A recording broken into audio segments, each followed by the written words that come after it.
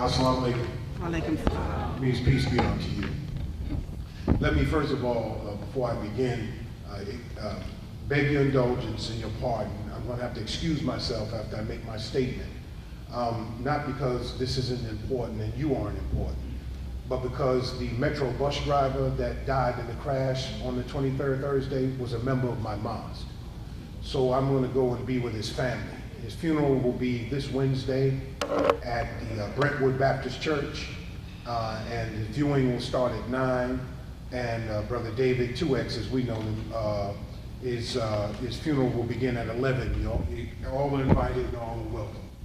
Though his wife is a Christian, she's insisted he be buried as a Muslim, and I would like you to come out and see our ceremony and honor this brother who drove for Metro for 8 years, never had an accident, was clean and sober from drugs and alcohol for 20 years, just celebrated his 8th wedding anniversary on Sunday, Father's Day. Was a wonderful father, husband, and stood with our Ministry of Justice for many causes that were there. So we want to honor him properly. So if you will please excuse me, because I'm going to leave and then I'm going to go be with his family today. Is that okay?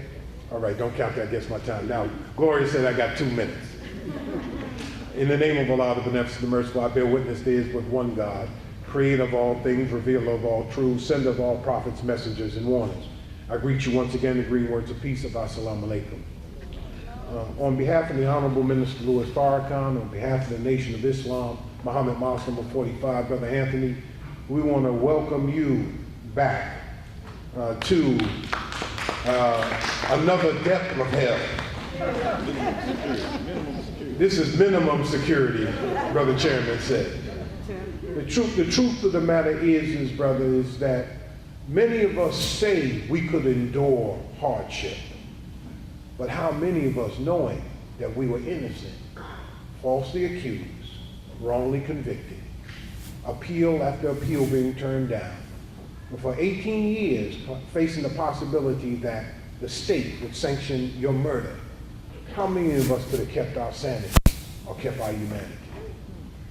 The question is not so much about Anthony Graves, though today we come to honor our brother and his fortitude and his strength and his determination and the work of the activists who are always out there, whether we get funding from the Ford Foundation or not, whether some rich philanthropist from Europe or somewhere, some do-gooder somewhere give us some money or not, that we're going to be out there on that hot pavement. We're going to be in front of death row on Huntsville with our bullhorns.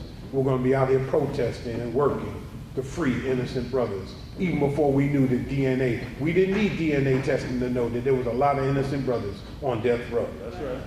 So we're against this racist, anti-poor death penalty.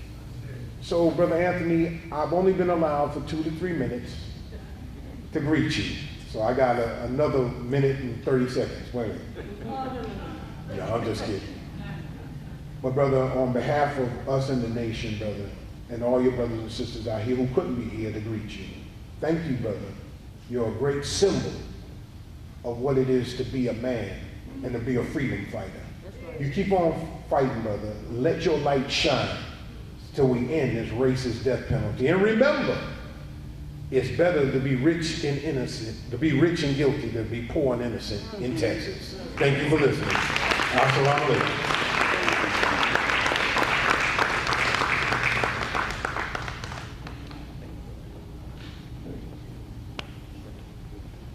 As we move along, we're going to greet our brother, a young brother whom I just came to adore and respect so much. He was a student who was invested in the abolition of the death penalty, and he's gone beyond that to make it his life's work. Let's bring Brother Hooman to the microphone. You notice I didn't take his last name. Brother Ed Banks. My name is Ed Banks. Today I'd like to welcome Mr. Anthony Graves here from the Elders Institute of Wisdom, a group of shape people that meets on Tuesdays and Thursdays to discuss problems and to have a healthy meal in the shape communities. And they are an active group in the community. And we welcome you to come and visit us on those days, Tuesdays and Thursdays. and we welcome Mr. Graves back to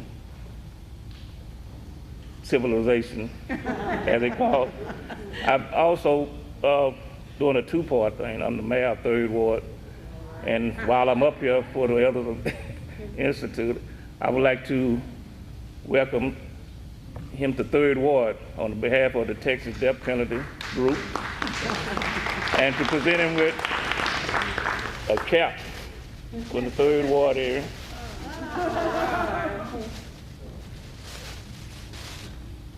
And this is the third Ward. Power to the people. It's an honor to be here. I thank Gloria and the Texas Death Penalty Abolition Movement for inviting me to come, number one, and the diligent work you guys do. I got involved in the movement 20 years ago. I'm 39 and I was 19. All right. And it was the death penalty movement that got me into the activist movement period under Shaka Kofi. On the 22nd that just passed is the 11th anniversary of the day that Shaka Kofi was murdered, an innocent man on death row. That's right. And on Monday, we're going to be honoring him at the Black Night of Prayer. And everyone is invited, 2428 Southmore at 7 o'clock. Unfortunately, Brother Shaka didn't make it, but our brother Anthony made it. Let's give him a strong hand. And when I was talking to him back there, he was saying he just wants to let the world know about the other brothers that are still there. Yeah. And even though we have a victory today, this is a victory for the people. Let's give the people a hand. Yeah. But there's a lot of brothers still on death row. The death penalty is racist. Right. And as I said many times, it's simply legalized lynching. It is the last vestige of Jim Crow that must be stopped. The Sisters of Shape.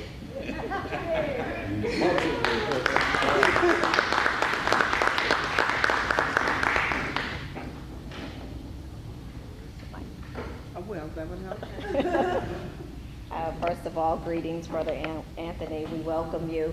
On behalf of Shape Community Center and the Executive Director, Deloyd Parker, in his absence, we'd like to welcome Anthony Graves home to freedom.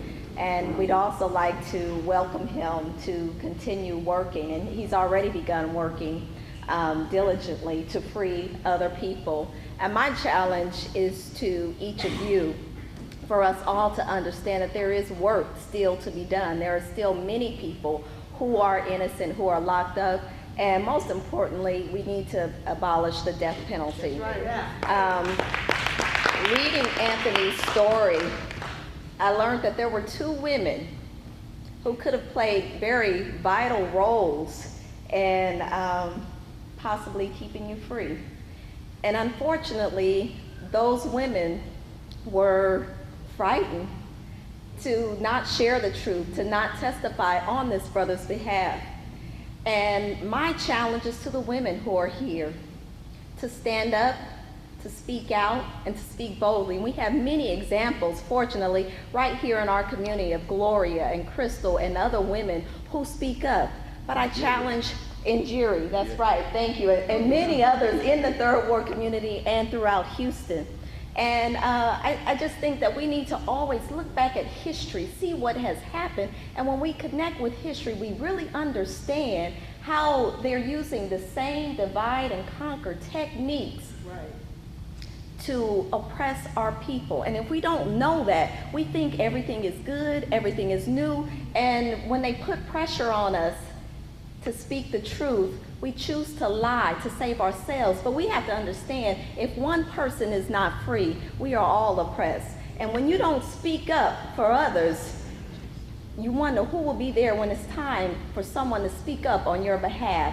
So to the women, I challenge you to live in the spirit of Fannie Lou Hamer, Harriet Tubman, and the many other women who spoke boldly on behalf of freedom, truth, and justice. Thank you and welcome.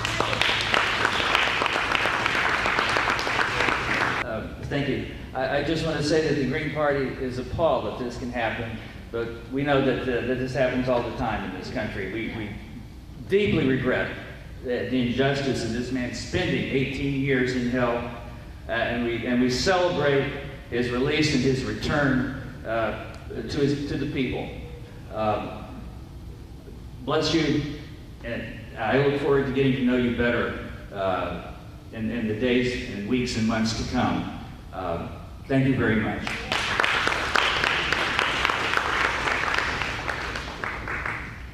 Thank you so much, John. I'm with y'all, sisters. I can put y'all. Brother Reggie Gordon. Yes. He hit the ground running. He hit the ground running 19 years ago. He ain't stopped yet. Praise the good. First of all, I'd like to thank Gloria and the death penalty movement, but I also like to thank you, brother, for knowing the stress of a system that's designed to kill you not only physically, but mentally. Right. At the age of 16, I was sentenced to 200 years by the state of Texas. They certified me as a 16-year-old and they sent me to Ferguson unit and they put a stick in my hand and called it an act. And they told me to hit on that field. I couldn't hit on that field because I didn't weigh but 123 pounds on Ferguson unit. And I ended up in solitary confinement doing 4 years, so I understand what it means to be isolated away from this world. And knowing that, do anybody care? And I'm gonna say this here, black men have become invisible. Right. We scream, we holler, but I say to you, brother, I've been out of prison 17 years now. I started a program in prison after I was able to wake up here in that system. And I started that first Scared Straight program in the Texas prison in '83. And from '83 on to this day here, knowing that system, it's not gonna change. It's what it's gonna be. We have to change. That's right. Right. We have to stand up, be courageous, and some of us gonna really have to die to make this system change. True. I say to you because as I used to travel from when I was released from Huntsville, when I used to travel from Temple, Texas, past Somerville, coming to Houston, I used to think of your case, bro. Because I used to go from Temple, Texas, and I used to hang out in Somerville, right at the store side of the highway. And I remember the case that went on now. And I just say to you, brother, keep on fighting. And your passion, my passion, to know that since we've been there, we know what it's gonna take as men to try to shut down a system. Because just like they grab you, they have to grab plenty more. I have a program called Operation Outreach. I'm always in the jail. I have a program, first time offenders program in the Keegan State Jail for the last 9 years. I've been going in the jail, working with them brothers to wake up while they're there. I deal with all the Harris County gang prevention youngsters. They're killing each other in mass numbers. They don't even make the paper no more. If you're willing to get on board with this fight, because it's a long fight, my brochures, my cards to get in contact with me so we can get on board to stop this mass incarceration of our young people, please get in contact with me because I have plenty of work to do. And brother, I just welcome and I hope that one day me and you can get together, get into these jails and get to these juvenile youth facilities, because I know you got a mighty story to tell a lot of these brothers. And I say this here, like I used to write one of my childhood friends that was sitting on death row, and I used to give him encouragement. His name was JoJo Nicholson. Me and JoJo worked the streets together, Hiram Clark, Big Wheel. I used to talk to JoJo and Big Wheel before I got locked up. And I used to tell JoJo, used to write me from death row. And JoJo, I used to tell him, just keep your head up, JoJo, because even when I was on Central Unit and JoJo say, well, man, you know, they killed Big Wheel, you know, I didn't commit the crime. But Texas got a law called the Texas Laws of Party. And if you're associated with somebody that committed a crime, you're just as guilty. So they did kill my childhood friend, JoJo Nicholson. So I just say to you, brother, we got to keep the fight alive. And I'm on your team, and ain't no cowardice in me. I don't get off parole in 2028, but I dare to let any one of them tell me what I'm not going to do and what I'm not going to say to bring the truth to some of these young brothers and sisters on what we going to have to do to shut down the Texas prisons. Yes, sir, brother. Thank you. I appreciate it. Thank you, Brother Reggie. He just referenced Joseph Nick Bay. And this is his was a case of a brother who wasn't even there when the victim died. So we're going to welcome Brother Kofi Taharka. For understanding how the advancing the struggles of black folks to the righteous and mighty demand for reparations. Brother Kofi has been there. Welcome, Brother Kofi. Brothers and sisters, would y'all stand up? This is the activist community. Welcome to our brother. They say death row, we say hell no. They say death row, we say hell no. They say death row, we say hell no. They say death row, we say hell no. We say hell no, brothers and sisters. We want to welcome you, brother. That's what we out in the streets yelling and screaming. That's what we're saying in minimum security. Come on, brother. We all in prison, this is minimum security. We in here. And we're so thankful and grateful and thankful that you have been released. We pray for you, brother. We pray for you in making that transition out of being in that hellhole back here into minimum security. We're grateful that that the governor signed the legislation the other day, am I right? So you can get a little bit of reparations for what it is that you got, right? But we gotta say, as the other speakers have said before, we ain't satisfied. We gotta shut the whole system down. And as Brother Reggie said, what it's gonna take is a mass movement. It's gonna take a mass movement with different people doing different things, and some blood may have to be spilled. That's just the reality of it. Because the system ain't broke, it's working as it was designed to work. Am I right? Am I right? We've been to death row a number of times protesting, but a number of times we've been inside. I'm sorry Brother Deloyd is not here, but Sister Njeri is here. This is a freedom fighter right here. This is a freedom fighter. Ponchai Wilkerson, Howard Guidry, they made a move on death row, took this guard hostage. They called Sister Njeri. Sister Njeri, Brother Deloyd, and myself went up there. We saved the woman's life. You never got credit for that, did you, sister? The brothers, I don't know what, I'm sure you were there as we came up there. And the brothers, when we walked in, they said, Deloyd, is that you? Njeri, is that you? Brother Kofi, is that you? He said, yeah.